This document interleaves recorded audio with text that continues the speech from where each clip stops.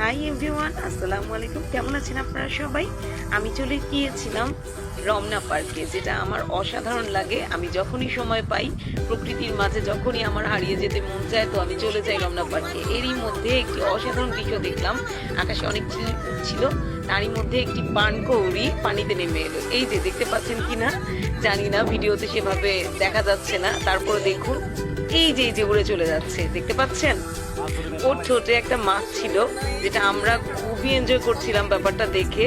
রমনা পার্কে আসলে এরকম অনেক অসাধারণ দৃশ্য দেখা যায়। আমি যখনই আসি তখনই দেখতে পাই এভাবে পানকৌড়ি মাছ নিয়ে উড়ে চলে যায়। আজও দেখতে পেলাম, আমার বাচ্চাকে দেখাচ্ছিলাম। আমরা তো ব্যাপারটা ভীষণ এনজয় করছিলাম। আর এই দেখুন, আশপাশের প্রকৃতি অসাধারণ, তাই না? আর কি সুন্দর বাতাস। প্রকৃতির মাঝে হারিয়ে যেতে চাইলে আপনিও আপনার পরিবারকে নিয়ে ঘুরে যেতে পারেন রমনা পার্কে। ভিডিওটি ভালো লাগলে অবশ্যই লাইক, কমেন্ট এবং শেয়ার করে পাশে থাকবেন। সবাই ভালো থাকবেন। আল্লাহ হাফেজ।